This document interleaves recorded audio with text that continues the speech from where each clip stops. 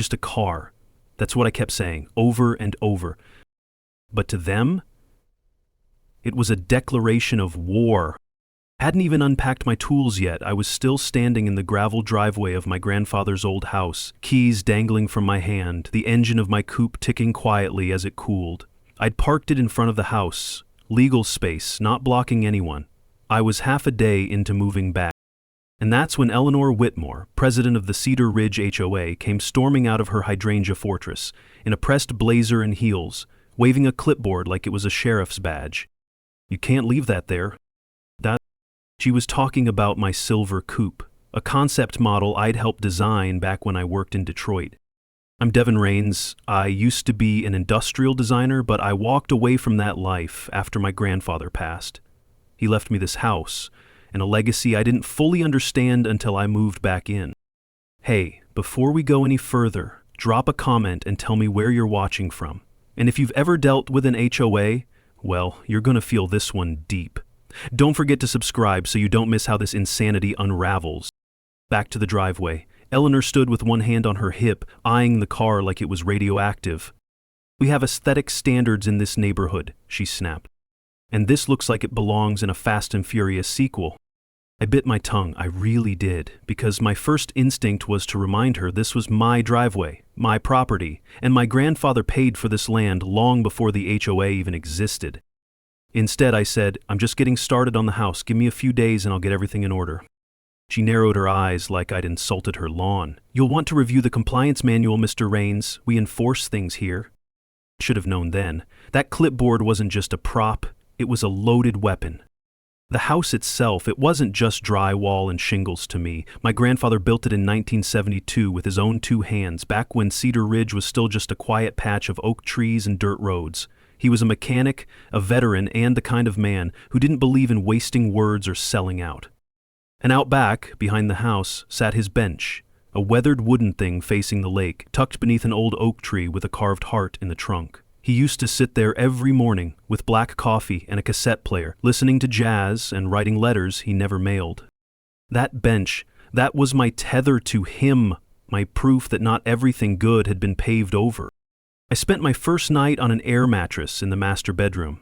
The walls still smelled faintly like sawdust and engine grease. I had one lamp, a duffel bag, and a photo of him and me from the year I turned 12, sitting on that lakeside bench, holding greasy wrenches and grinning like fools.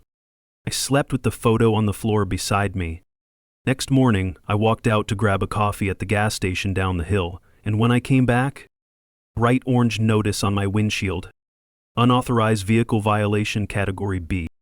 Laughed. I literally stood there and laughed out loud in the morning air. It was parked in my driveway, on my land. Then I spotted the line at the bottom.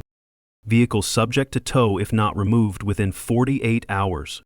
I looked around. A few neighbors peeked through their blinds and quickly turned away. I caught eyes with a man across the street, stocky, maybe mid-40s, watering his lawn. He looked at me, then looked down, like he didn't want to be seen. That was Marcus Tillman. I'd remember that silence later. I marched across the street, knocked on Eleanor's front door. She opened it like she'd been waiting. "I saw the citation on my car," I said, calm but direct. "It's my driveway. The car's not broken down, not abandoned, so why the violation?" She barely blinked. "We had a complaint. It's within our rights to address vehicles that may lower property values." I gestured toward her perfectly manicured bushes. "No offense, but your decorative frogs are doing more damage than my car ever will." She smiled, sweet and dangerous. "If you're going to live here, Mr. Rains, you'll need to adapt." I didn't realize until later what that really meant. Because that car, that was the first domino. But the war they started wasn't about paint colors or grass height or property value. It was about control. And me? I'd buried too many dreams already to let them bury this house too. I stood there, staring at the orange citation still fluttering under my windshield wiper like a slap in the face. I hadn't even been back 48 hours and already they were itching to tow my grandfather's legacy out of the driveway like it was trash. I crumpled the notice in one hand. The paper was damp. There'd been dew that morning, and the ink smudged across my palm. Back inside, I grabbed coffee that had gone cold and leaned against the kitchen sink. The tile was chipped, and the faucet whined when turned, but this place had bones, real ones. Strong, creaky, living bones. It was nothing like the hollow rentals I'd lived in for years. I opened a drawer looking for the HOA booklet Eleanor mentioned. Found it. Thick, plastic-bound and double-sided. They had a whole section titled Acceptable Vehicle Profiles. No exaggeration, it even diagrammed roof heights, tire width, and chrome reflectivity. This wasn't just overreach, it was control dressed up as community standards. That afternoon, I got to work. Not on the car, on the yard. My grandfather wasn't big on manicures, but I figured I'd clean things up, maybe smooth over their first impression. I was halfway through trimming back the hedges when I spotted him again, Marcus Tillman. Same guy from across the street. The one with the watering can and the eyes that kept dropping when I met them. He was now walking his dog, a big golden retriever with a limp, the dog, not Marcus. "Hey," I called, dropping my clippers. He paused, looked both ways like traffic might sneak up, even though the street was dead quiet. "You're the new guy," he said finally. "Devin, just moved into my grandfather's place. You knew him?" Marcus nodded. "Mr. Raines used to wave when I'd pass by. Real quiet guy, real sharp." He scratched his dog's head and looked like he wanted to say more. Kept to himself, didn't take kindly to them. He tilted his chin ever so slightly toward Eleanor's house without looking directly. "Yeah," I muttered. "Figured that out already." Marcus hesitated, gripping the leash. His knuckles went white. "Careful with them, Devin," he murmured. "It's not about cars, not really." I tilted my head. "Then what's it about?" He shook his head. "Just be smart." And with that he tugged the dog gently and kept walking. Didn't look back. That night, I couldn't sleep. The house made old man noises, floorboards shifting, pipes knocking faintly like they missed my grandfather. Around 1:30 a.m. I walked out to the bench. The moon was high, silver light brushing over the lake. The carved heart in the oak tree caught it just enough to glint. I sat, same spot I had as a kid, bare feet in the damp grass. The coupe sat in the driveway, still, untouched for now. But I felt something in my gut I hadn't felt in years, like a line had been drawn and I'd stepped over it without realizing. The next morning, I heard the beep. You know the one. The short, sharp backup beep of a tow truck in idle. I ran outside barefoot, half-dressed, heart thudding like a drum line in my chest. There it was, big white truck, orange lights flashing, a hydraulic arm halfway under my coupe. "What the hell do you think you're doing?" The guy, mid-30s, bald, chewing gum like it owed him money, shrugged and waved a clipboard. Oho called it in. "It's gotta go." "It's in my driveway. It's registered. I've got mail with my name on it. You want to see a deed?" He gave me a look like that was all irrelevant. "Hey man, don't shoot the messenger." From her porch, Eleanor watched like she was enjoying an opera. "I have the authority," she said, arms crossed. "You can appeal the fine, but removal is non-negotiable." I felt something shift in my chest, not rage exactly, but clarity. I walked right past her, into the house, grabbed the folder with the house deed, car title, and all proof I could muster. Came back out, held it up. "You touch that car," I told the tow guy, "I swear to God, I'll sue you personally. Not the company, you, and I will win." He paused. For just a second he faltered, then looked back at Eleanor. She gave a single, slow shake of her head. And the truck backed off. Later that evening, I noticed something taped to my front door. Notice of non-compliance. New violation. Threatening HOA contractor. They were stacking paper against me. But I'd grown up watching my grandfather take engines apart with nothing but grit and 2 fingers covered in oil. And now they were trying to take the last thing he left me? They were about to find out. I don't back down that easy. By the time the 3rd violation hit my mailbox, I had a rhythm. Wake up, pour stale coffee, and check what new ridiculous accusation they'd printed in legalese. This one? Failure to maintain exterior porch structure. I stared at the citation while standing on the porch. The wood was weathered, sure, but solid. Same slats my grandfather built himself. The same porch he sat on every 4th of July, waving to no one in particular. sipping from a can of root beer like it was sacred. I leaned against the post, rubbing my thumb over the knot in the wood he once carved an arrow into, our little game for pointing toward the best fishing spot. They weren't just going after me now, they were trying to erase him. That evening, I went out front again, tools in hand, not to fix anything, just to be seen. If they wanted compliance theater, fine, I'd give them a performance. I was tightening a bolt on a rail that didn't need tightening when Marcus Tillman walked by.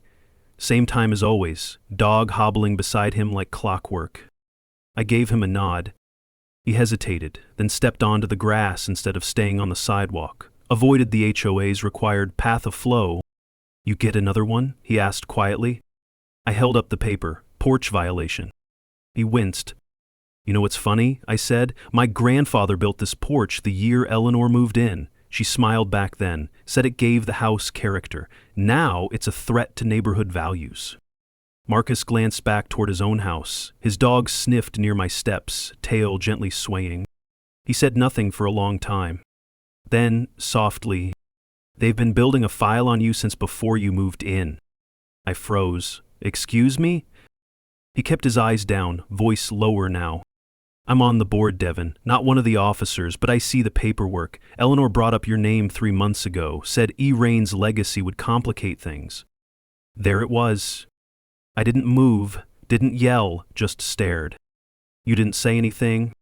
He nodded slowly, painfully. "No, I didn't." The silence between us stretched thin. "You know," I said, "my grandfather always believed people showed their truth in the quiet, said noise was cheap, watch their silences instead." Marcus shifted, the leash tugged slightly as the dog wandered. His hands were trembling.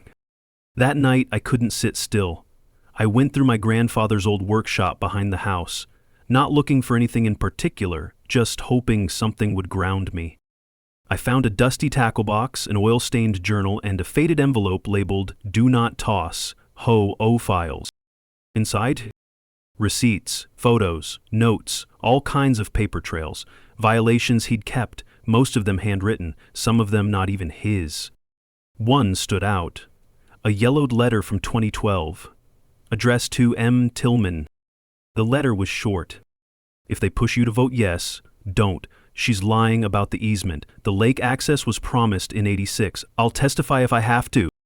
Signed, Harold Raines. The next morning, I taped that same letter to my fridge. I wasn't sure what it meant yet, but it was a crack, and cracks are how you see the structure beneath the paint. At 8:00 a.m. a knock came, not a clipboard guy, not a neighbor. Marcus. He looked different. Shirt wrinkled, stubble on his chin. His voice cracked like a man standing at the edge of something he couldn't quite name. "She's planning to cite you for storage of hazardous materials. Says she saw a flammable object in your garage." I blinked. "You mean my gas can? For the mower?" He nodded. "She's using the violations to push a forced compliance clause. If it goes through, they can fine you daily until you sell." I let the words settle. "Why are you telling me this?" He didn't answer right away. Then, in a voice barely above a whisper, "Because I owe your grandfather. I voted yes. That easement vote, I believed her, and now I don't even let my dog in the lake because I know she lied. I just didn't want to know it out loud." His voice broke, his fingers curled tight around the leash. I stepped back, holding the door open. "Come in. By the way, where are you watching from? Drop it in the comments, I'm curious who's tuning in. And if you've ever dealt with an HOA nightmare or just hate bullies in suits, hit that subscribe button. Trust me, this story's just getting started." I was halfway through sorting invoices in the garage, trying to shake off the rage from that warning citation, when I heard tires crunch the driveway gravel. I stepped out with a rag still in my hand and found Rachel Monroe again. HOA clipboard, same smug smirk, this time flanked by a new face. "Mr. Knox," she called out like a school principal, "meet Derek Sanford, our community compliance officer." Derek was tall, wire-thin, maybe late 30s, wore a polo like it was body armor. Didn't say a word, just gave a nod like I was already guilty of something. Rachel tapped her pen. We've had another report. Your vehicle blocked line of sight from a neighbor's security cam. That's considered a safety hazard under section... I raised a hand. It's a luxury sedan, not a billboard. Who's filing these reports, or is it just you again? Her eyes narrowed. We've had multiple anonymous complaints. Right. Anonymous. Correct. And under Article 9b, repeated violations may justify the board escalating matters further, including formal legal mediation or what, I said, stepping closer. Tow my car again without a hearing? Try to intimidate me with some compliance officer who hasn't said a damn word? Derek shifted slightly, finally speaking up, his voice dry as sandpaper. We're here to avoid escalation, Mr. Knox. Cooperation makes it easier for everyone. You know what would make it easier? I replied. If you stopped making up infractions and left my driveway alone. Rachel pulled a form from her folder and handed it to me. A fine this time, $350.00. We're documenting this visit as your second warning. You'll want to read this over carefully. I didn't even look at the paper. I looked at Derek, and he looked away. That moment stuck with me. Back inside, I slammed the form down on my kitchen table next to Mom's framed photo, the one we kept next to her old teacup set. That driveway wasn't just pavement. My dad installed every paver by hand after her stroke, so she could step out and see the lake from her wheelchair. Every inch of it mattered. Rachel couldn't know that, but she didn't care either. I made copies of every notice I'd received so far, every date, every absurd claim. Visual obstruction, non-standard window tint, overly reflective finish. I started a binder, labeled it in bold red, harassment log. If they were going to play games, I'd play chess. Later that week, I got a call from Bethany. Bethany Colton. She lived 2 doors down. Always polite, always clipped her rose bushes to perfection. We weren't close, but I knew her enough to nod when I passed her mailbox. Her voice was low, almost whispering. I shouldn't be calling, but I heard Rachel mention your name at the last board meeting. Okay? She called you the Porsche problem. She said you were testing limits and might need disciplinary demonstration. Disciplinary demonstration, I repeated. What the hell does that mean? I don't know, Bethany said quickly, but the way she said it didn't sound procedural, more like personal. I paused. And you're telling me this, why? She went quiet, then quietly, because it was my husband who filed the line of sight complaint. Rachel asked him to. He didn't want to, but she pressured him. I sat down, my blood cooled. Bethany, thank you. I didn't vote for her, she said, then hung up. Inflicted side character, there it was. That night, I went outside with a flashlight and checked the HOA sign near the community board. I ran my fingers across its edge. Hidden underneath the public notices was a newer posting, just stapled over, slightly crooked. A new proposed amendment. Parking regulation expansion. Clarified authority for emergency relocation. It was a power grab. A slow build. They weren't just trying to ticket me. They were rewriting the rules, one line at a time, to justify targeting anyone who didn't fall in line. And I'd been too busy reacting to see it. Well, no more reacting. Tomorrow, I was calling my cousin Simon, civil rights attorney, barely left his brownstone in years, but lived for this kind of thing. If they wanted escalation, they were about to get it. The next morning, I drove out to Simon's office. Well, not an office, more like the attic floor above his bookstore. He ran Colton and Ellis Books downtown, half legal texts, half conspiracy thrillers. Simon was barefoot on a pile of newspapers when I found him, sipping coffee out of a chipped mug labeled, "Sue first, talk later." He didn't look up. "You're late, by like 2 years. I brought pastries." He pointed at the desk. "If they're cheese-filled, I'll consider forgiveness." I dropped the bag and slid the HOA violation binder across the desk. They towed Mom's car, fined me for reflective paint, and now they're rewriting parking codes behind a bulletin board. Simon raised a brow. Reflective paint? Apparently it blinds drones and neighbors' cameras. He flipped through the binder, eyes skimming. This isn't just overreach, this is targeted enforcement. They're using vague code language to pressure you out. Exactly, I said, and someone on the board is leaking it to neighbors. I just need to know what I can dig up legally, what I can't, and maybe how to make their lives hell in return. Simon grinned. That I can help with. We talked shop for an hour, then Simon stood and pulled open an old file cabinet in the back corner. The metal drawer groaned like it hadn't moved in a decade. Here, he muttered, thumbing through yellowing files. Every HOA policy ever challenged in state court since 1994. Got a few on parking enforcement, a couple on conflict of interest. This one, Community Board v. Hensley, 2008. He tossed me a folder. You'll want to read the footnotes. That's where the loopholes live. He paused, then turned to a locked wooden chest in the corner. I hadn't seen it before. Dark oak, brass latches, looked older than both of us. Something flickered in his face. Nostalgia? Or something heavier? You remember when your mom used to bake pecan pies in December? He asked, voice soft. Smelled like vanilla and burnt sugar for a week. I nodded. Yeah, what's in there? Stuff she saved. Documents, letters, some HOA meeting minutes she kept for years. I never went through it, felt wrong. He bent down and opened the chest. The hinges squeaked. Dust spiraled into the sunlight as he lifted out faded manila folders, some tied with string. I reached in and pulled out a worn spiral notebook. Mom's handwriting, all caps, neat rows. Meeting notes, names, dates. Wait, I said, flipping pages.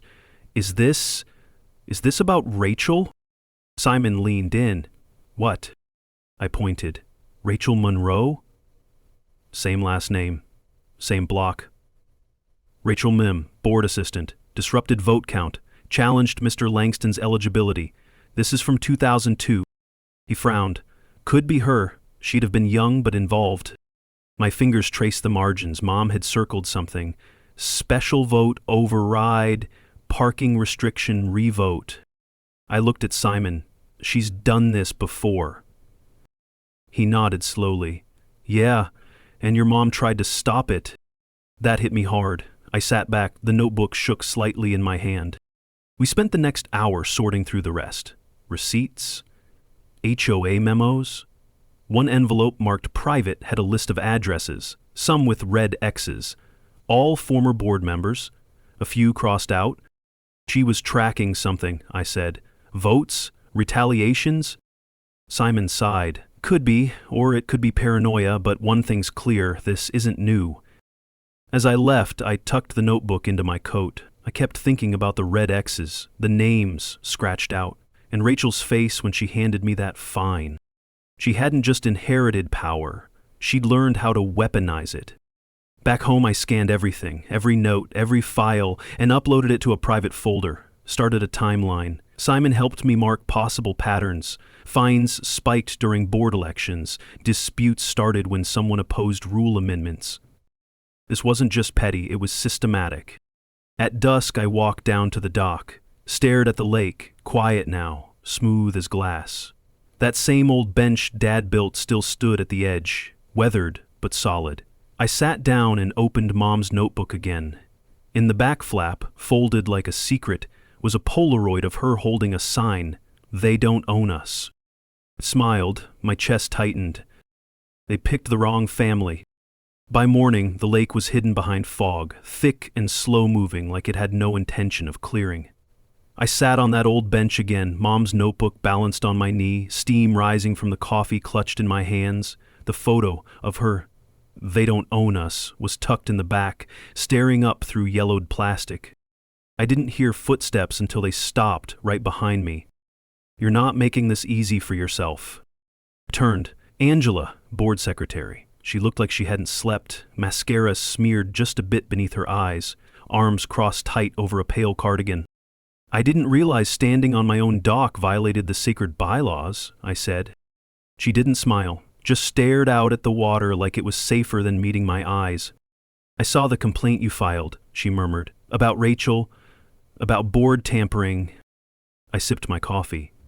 "It's not a complaint. It's a request for investigation under Section 6B, Transparency Clause. You know that clause has no teeth." "Maybe, but if the clause is dead, why is she so scared of me using it?" That made her flinch, just a fraction. She didn't reply. Instead, she dug into her coat and pulled out a folded envelope. Her hands were trembling, not from cold. She held it out. "Your mother gave this to me, years ago. Told me if things ever started again, I'd know when to pass it on. I didn't move. She trusted you, I said. Angela gave a tired smile. She terrified me. Still does. I took the envelope.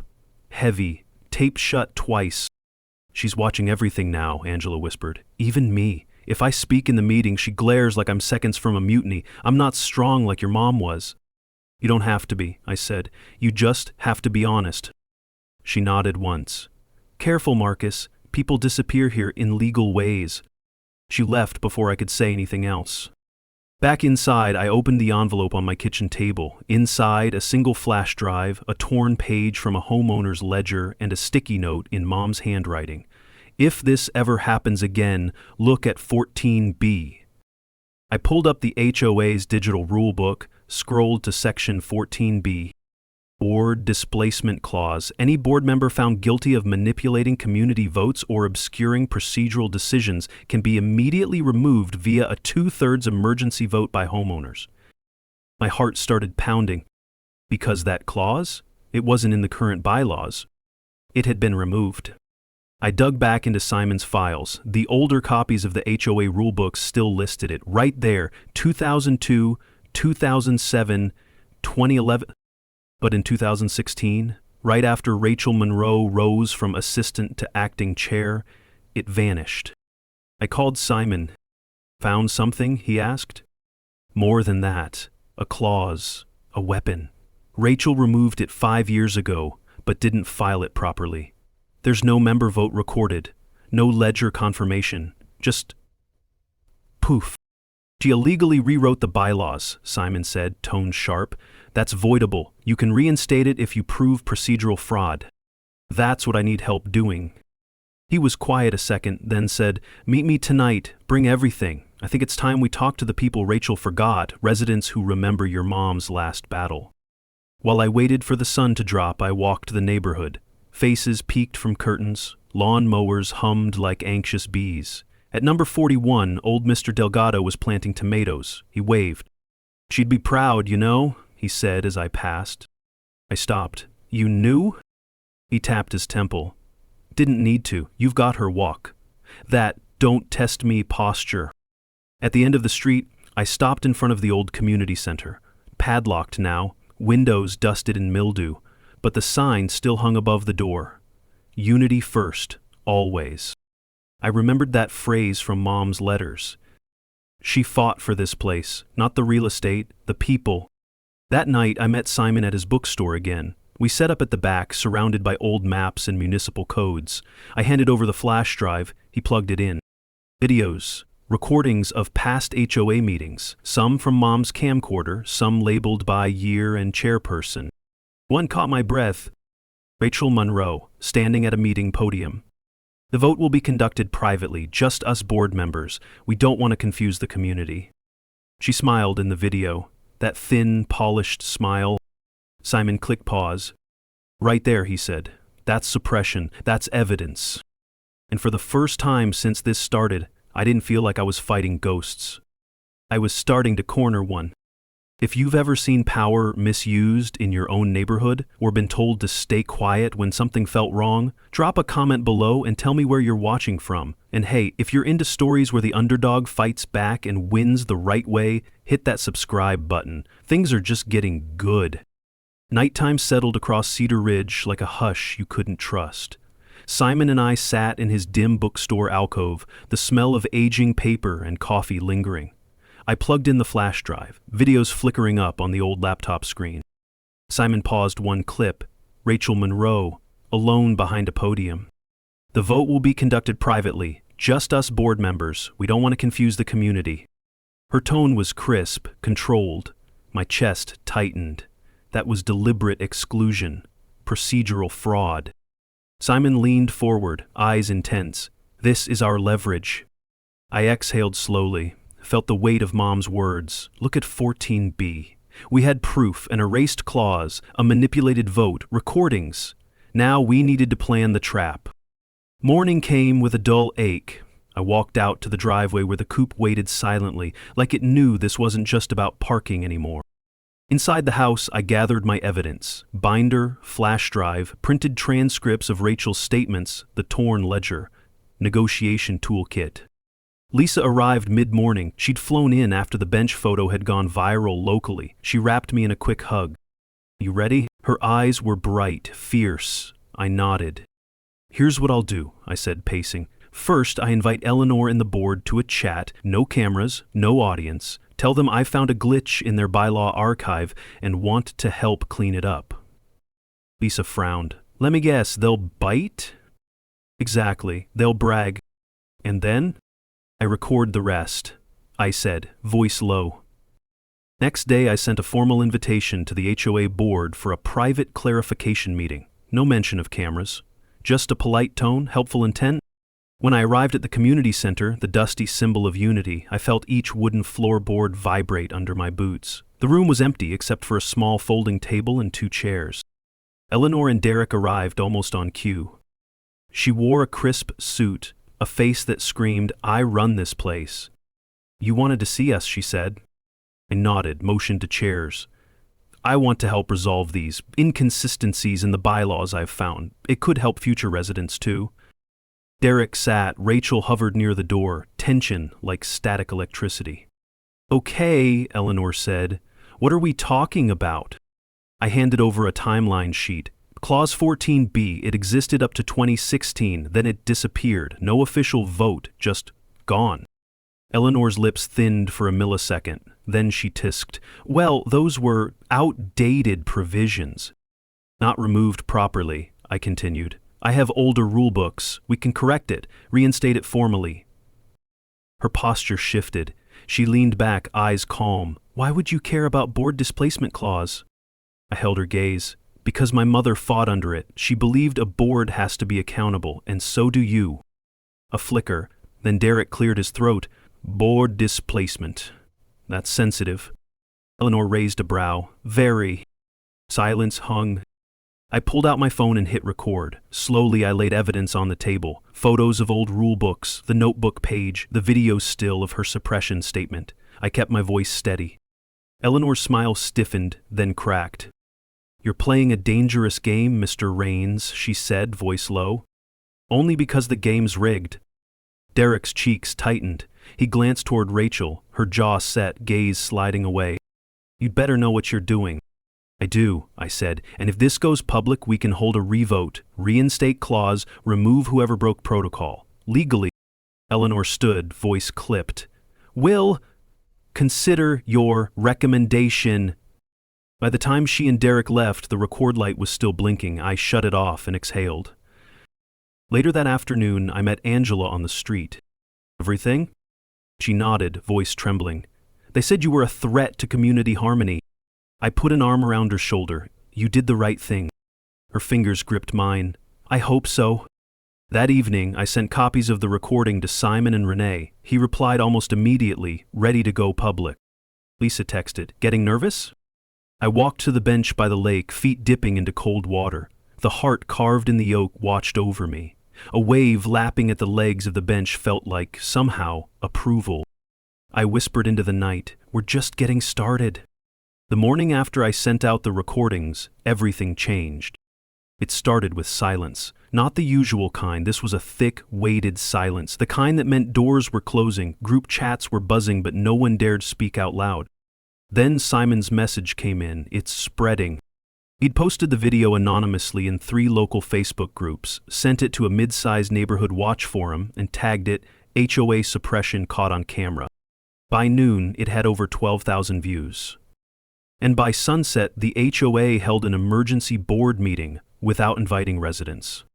Except this time, someone recorded them. Angela. She sent me the clip, her voice trembling over the call.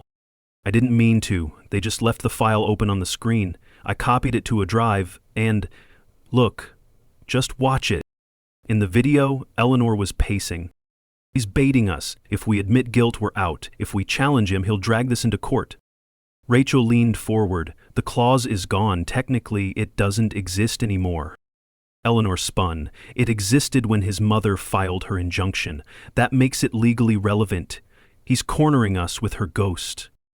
I didn't know whether to laugh or cry. Mom's name was finally back in the room, and they were terrified. That night I walked the lake path again, my boots scuffed over fallen pine needles.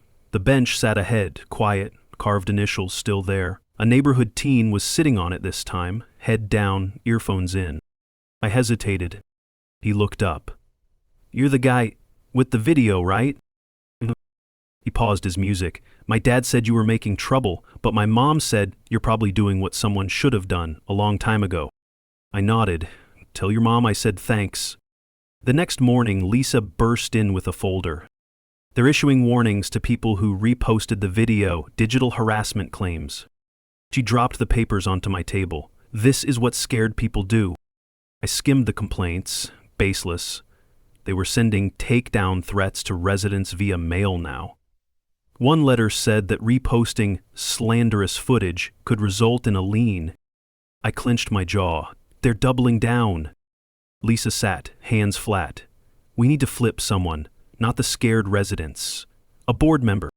I looked up at her and without hesitation said, "Rachel." Lisa blinked. "Seriously?" "She's angry," I said. "She resents Eleanor more than she respects her. We've seen it." I found Rachel at the community garden that afternoon, huddled near the tomato beds like she was trying to hide inside the soil. "Got a minute?" I asked. She didn't move. "You humiliated us." I stayed quiet. "But I watched the full video this morning." She stood. "You're not wrong. Eleanor twisted the rules. We used to vote on everything, but the last 2 years, it's just been her and Derek. You want out?" She laughed, tired. "I want it to mean something again." I pulled a folded page from my pocket, the reinstated language of Clause 14b. "Help me bring it back. Help me hold a legal community vote to dissolve this board." She looked at the paper, then at me. "You're going to ask them to vote against Eleanor?" "No," I said. "I'm going to show them what she's become.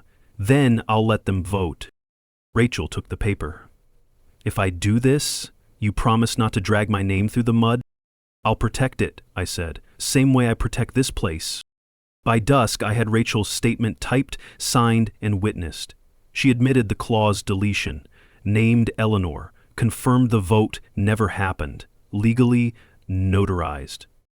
Simon stared at it wide-eyed. "We have our missile." But we weren't firing yet. I had something bigger in mind. The plan was simple. Call for a community-wide town hall. Make it public, make it loud. Invite local news, small papers, even that one real estate podcaster who always roasted HOA. Renee worked the press outreach. Lissa called every house on our old HOA list, even the renters. Angela designed flyers. Simon bought ad space on the Nextdoor app. We gave them a time and date. And then I walked to the lake one last time that night, stared out at the bench, the one where Mom once watched the sunrise before chemo. I could almost hear her say, "Now finish it right." The day of the town hall felt like waiting for a verdict in court. Quiet tension, tight suits, and people pretending not to look at one another. Lisa paced outside the community center, fanning herself with a printout of Rachel's notarized statement. Inside, folding chairs filled fast. We'd brought in 60. By 6:45 p.m., they were stacking against the walls and people were standing shoulder to shoulder. Elderly couples, young renters, a guy in camo with a fishing pole still strapped to his back. They showed up. At 6:59, Eleanor entered. Hair sharp, blazer sharper. She didn't speak, just walked up the center aisle like she still owned the floor. Behind her trailed Derek, red-faced and tight-lipped.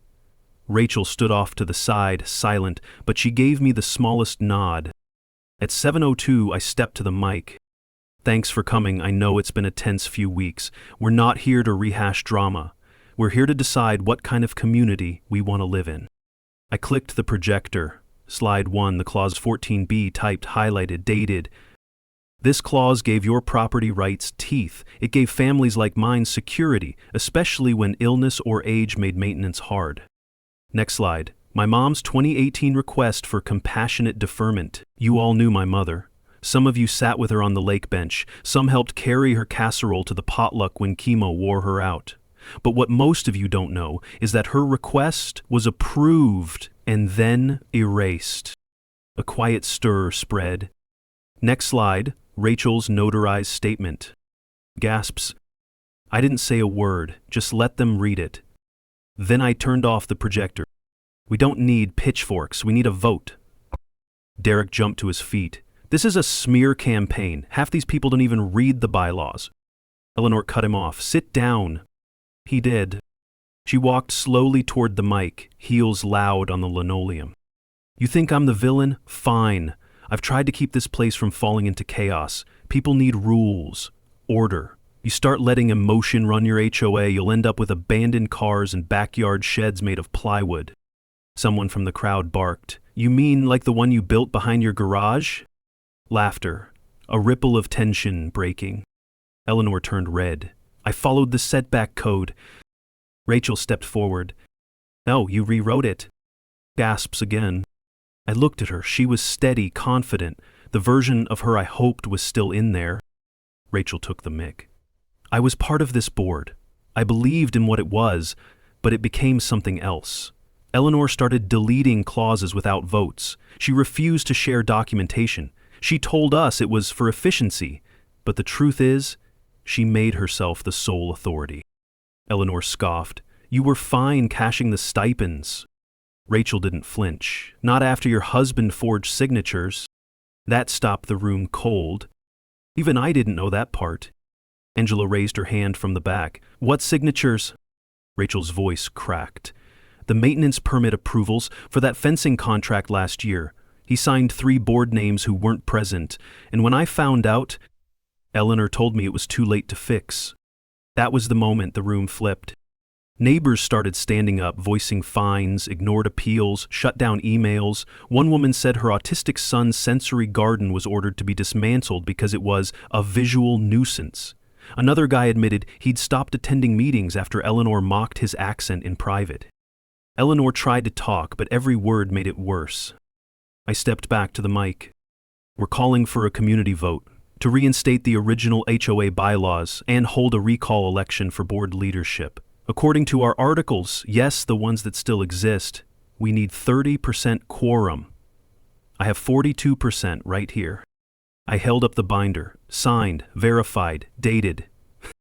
Eleanor didn't speak again. She just turned, shoved past Derek, and stormed out the side door. It was over.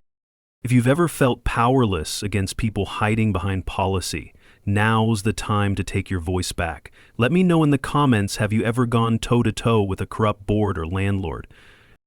And if you're watching this and thinking that could happen in my neighborhood, you're not wrong. Hit subscribe, turn on that bell, and drop your city or state below. I want to see where this fight resonates. Karen's face twisted in that familiar way. Tight jaw, narrowed eyes, like she was prepping to spit venom but choking on it first. She stormed out of the boardroom, flanked by Greg and Denise, practically dragging a box of hastily gathered HOA files. Everyone else just stared, half confused, half scared, except for Valerie. Valerie didn't move, didn't speak, just looked at me with those tired, burdened eyes and nodded, once, like she knew her time to stay silent was over. I took a breath and turned to the crowd. We're not done.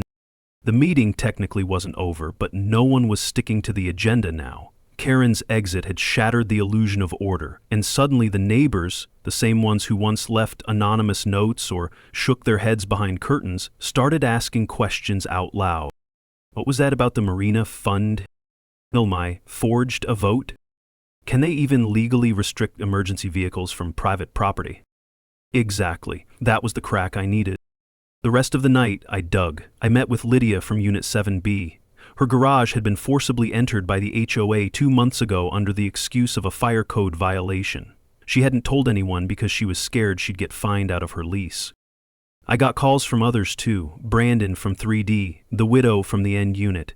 Her late husband helped build the old boathouse and had told her years ago something shady was going on with repair budgets.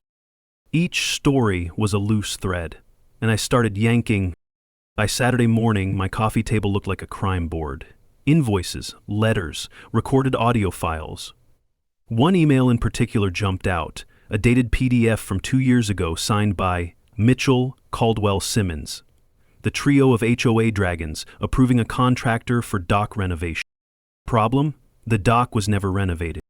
Even bigger problem, the company they approved was registered under Greg Simmons' brother's name, and that company had already been dissolved, meaning the HOA paid someone who didn't exist anymore.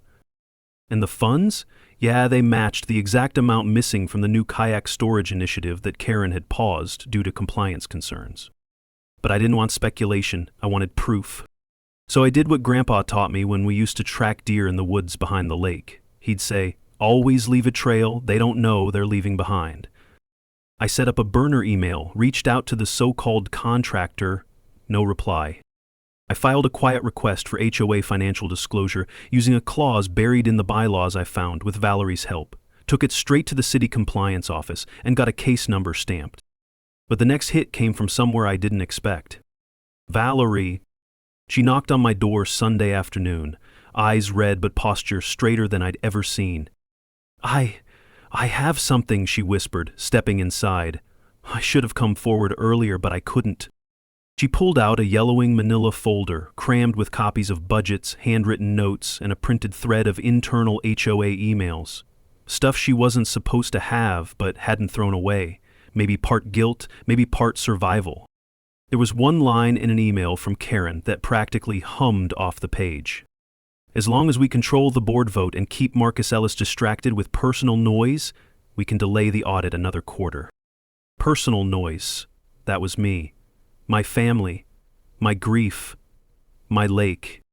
And they used it like leverage.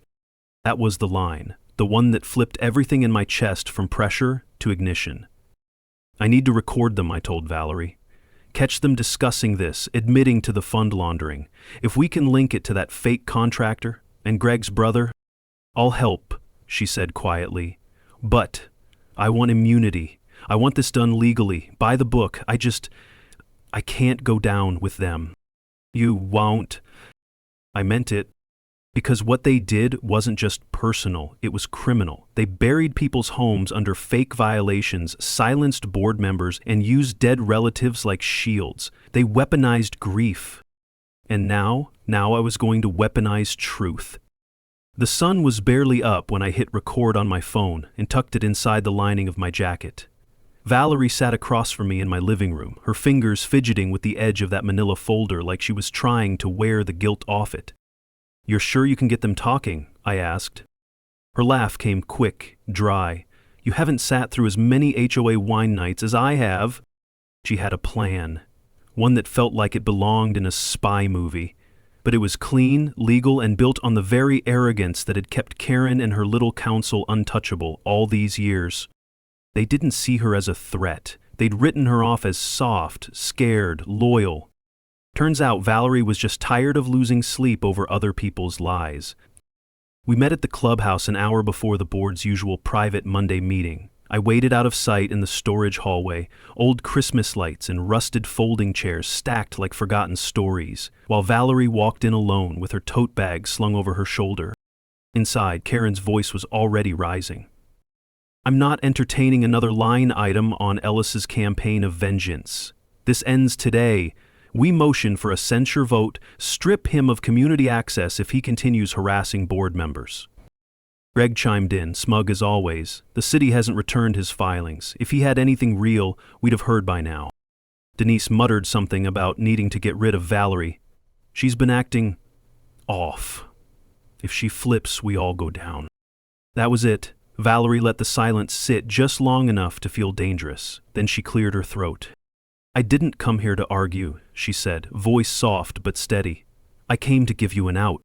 "You threatening me?" Karen snapped. "No," Valerie said, pulling out a chair. "I'm offering a deal. You reimburse the fund, resign quietly, and the rest of the board doesn't get named. No lawyers, no police, just walk away." They laughed, full, rich, dismissive. Karen stood, heels clicking against the vinyl tile. "You don't have the stomach for this. You never did. That's why I kept you around. Because you'd rather keep peace than make a mess?" And Valerie didn't even blink. "You signed off on payments to a fake company. You manipulated votes. You targeted Marcus when he was grieving because you thought he'd be too broken to fight back." Denise's voice cracked. We didn't target. You called it personal noise. I've seen the emails. I stepped in then, slow and deliberate. No need to hide anymore. Karen's eyes locked on mine, and for a moment something flickered. Not fear, something worse. Recognition. She knew she'd lost. You're recording us? She hissed. I pulled out my phone. Yeah, and if you so much as breathe near that HOA account again, this goes straight to the DA. Greg lunged for the phone. Classic move, the guilty kind, but I was faster. This ain't a playground, Greg, I said, and you're not a bully anymore. Karen stayed frozen, mouth twitching like she wanted to scream but couldn't find the right word. Valerie stood and dropped the final bomb. I already emailed the board's audit committee with copies of the docs. And your contractor? Marcus found out he doesn't exist. Your brother's name's all over the payment trail. Silence. One of those thick humming silences that fills every corner of a room and makes everyone feel 10 pounds heavier. Karen finally whispered, "You have no idea what you're starting." "No," I said, "but I know exactly what I'm finishing." And with that, we walked out. Valerie beside me, head high, the board behind us unraveling. Outside, the air felt different, sharper, like the lake breeze had shifted somehow, turned inward and swept out everything stale and rotting. It wasn't over yet, but the board had fractured. Valerie had crossed the line. The neighbors had started talking. And me? I wasn't just grieving anymore. I was building something that couldn't be threatened or voted away. The week that followed was a slow-motion landslide. Quiet at first, but you could feel the pressure building in every corner of the neighborhood. I didn't need to knock on doors anymore. People came to me. Margaret from Lot 12 stopped me during my morning jog. "I saw what you and Valerie did. Just wanted to say thank you. We've all been scared too long." Then came Carlos, the retired firefighter from the corner unit, who passed me a folded paper in front of his mailbox. I was on the budget committee 2 years ago. Karen kicked me off when I asked too many questions. This is the original ledger. And just like that, they stopped whispering and started helping. Valerie and I set up a legal filing that same Friday Pontiviol to remove the current board for gross misconduct and misappropriation of community funds. Every single signature we needed came in within 48 hours. But Karen didn't go down swinging. She showed up at my front porch Sunday morning, uninvited and unannounced, wearing the same smug look she'd worn since the first violation letter. "You really think you've won?" she said, eyes scanning my property like she was mentally drafting one last citation. "I don't think anything," I said. "Facts speak for themselves." She stepped forward, voice low.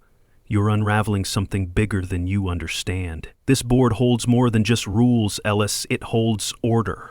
"Order?" I chuckled. "That what you call extortion now?" She stiffened. "You'll regret this." "You already do," I said. "You just don't know it yet." Behind her, I saw Denise standing on the sidewalk, holding a cardboard box. She looked hollow, like someone who finally realized the weight of the lie she'd been defending. Denise stepped forward. "Karen, it's over. They know." Karen didn't move. Denise glanced at me. "I'm submitting my statement. I'll sign whatever's needed. Valerie was right. We got scared, but that doesn't excuse it." Karen turned to her like she'd been slapped. "You're pathetic," she spat. "No," Denise replied, voice barely a whisper. "I'm free." Karen stormed off, heels stabbing into my lawn like a tantrum in stilettos. I didn't stop her. That evening, the neighborhood gathered outside the clubhouse. We printed copies of the audit reports, the contractor scam trail, and screenshots of the emails. No yelling, no chaos, just truth laid bare. It wasn't about revenge anymore. It was about repair. Valerie stood beside me on the steps. She didn't say much, just nodded as people took the reports, one by one, like they were finally holding the missing pages of their own story. I spoke up last. "I didn't come here to tear down this place. I came here to live in it. I didn't fight because I enjoy conflict. I fought because dignity shouldn't be negotiable." The crowd was quiet, not out of discomfort, out of shared relief. That night, I sat on the porch again, not to sulk, not to plan, but just to breathe. A breeze rolled in from the lake, cleaner than it had in months. Or maybe I was just noticing it for the first time. Valerie joined me with 2 mugs in hand. I never told you, she said, handing me one, but I almost moved out last year, just packed it up and ran. Well, didn't you? I asked. She looked out over the lawn, where neighbors had started chatting like old friends again. Because I knew someone like you would show up eventually. I just didn't know it'd take this long. We sat in silence a while longer until I spoke one last time. Justice isn't loud, I said. It's steady. It's the moment everyone realizes they've been standing on sand and someone finally brings in the stone. Have you ever faced an HOA that pushed too far, or fought back and won? Share your story in the comments or tell us where you're watching from. We're building something bigger than just one neighborhood. We're building a community that won't be silenced.